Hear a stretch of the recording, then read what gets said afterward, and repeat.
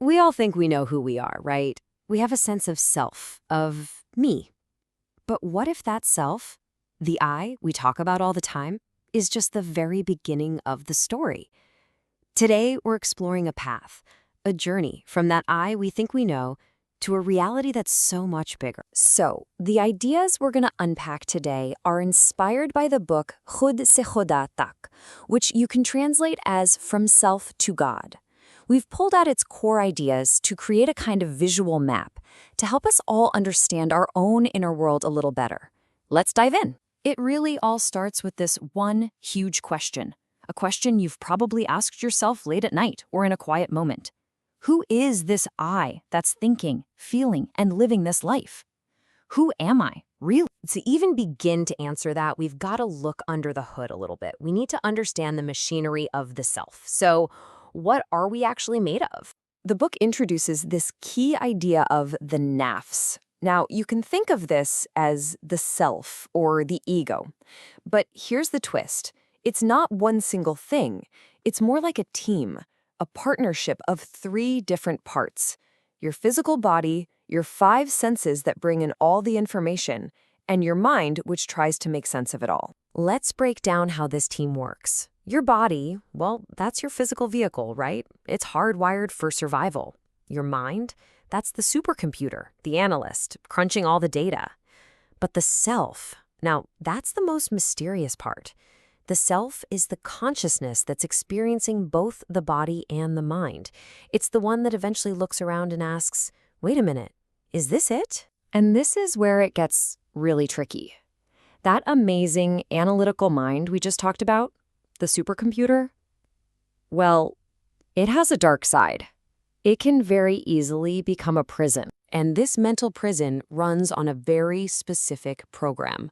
The author calls it the vicious loop of repetition, and you can think of it as this hidden psychological pattern that's running in the background of our lives, pretty much dictating our choices without us even knowing it. So how does this loop actually trap us?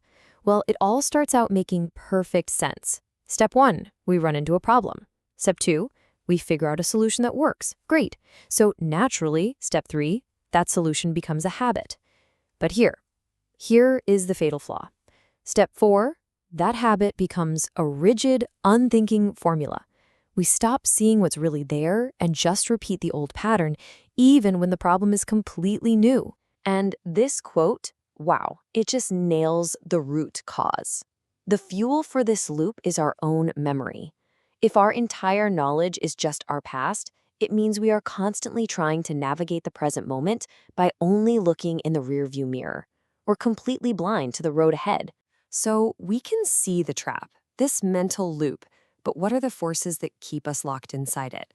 Let's take a look at what the book calls our inner demons, the core struggles that pretty much define the human condition. And right at the heart of it all, you've got these 2 giants, pain and fear. Now, these aren't just passing feelings. The book presents them as these foundational forces that actually shape the architecture of our ego. Okay, get ready for a completely different way to think about pain. What if it's not some random attack from the outside world? What if it's actually an internal, installed defense system?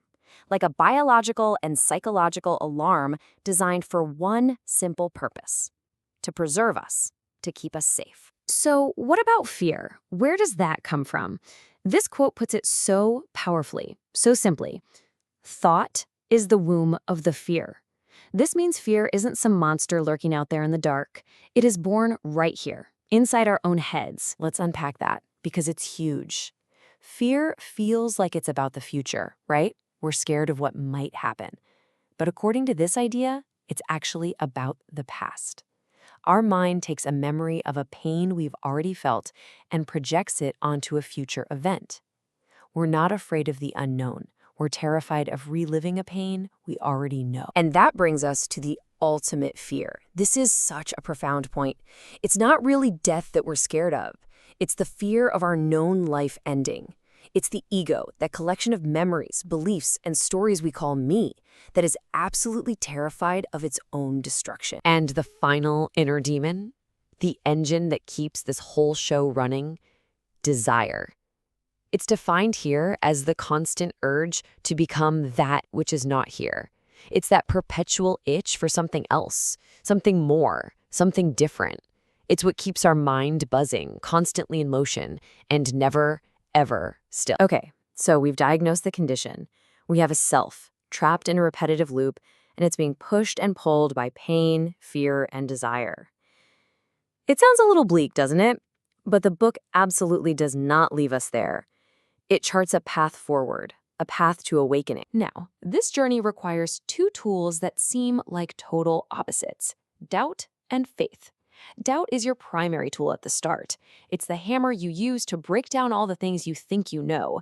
But once your intellect has smashed everything, you hit a wall. You're left in a void.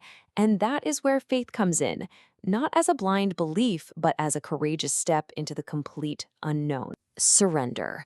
That word can really rub us the wrong way, can't it? It sounds like weakness, like giving up. But in this context, it's the exact opposite. It's not about avoiding your problems. It's about recognizing that your ego, your mind, simply cannot solve them. It's the ultimate weapon for when your intellect has run out of road. It is a conscious choice to let go of control. So, what's the goal of all this?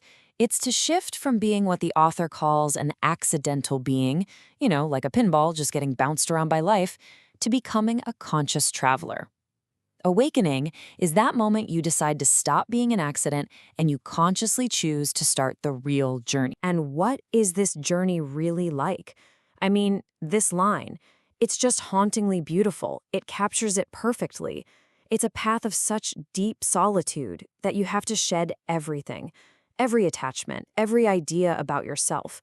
And in the end, you even have to let go of the feeling of aloneness, because the you who feels alone has to be left behind too. So, we've laid out the map, from the self we've constructed, through the tricky loops of the mind, and towards a path of awakening and surrender. The final question, well, it isn't for me to answer. It's for you. If you were really to walk this path, what parts of your known life, what beliefs, what fears, what would you have to let go of?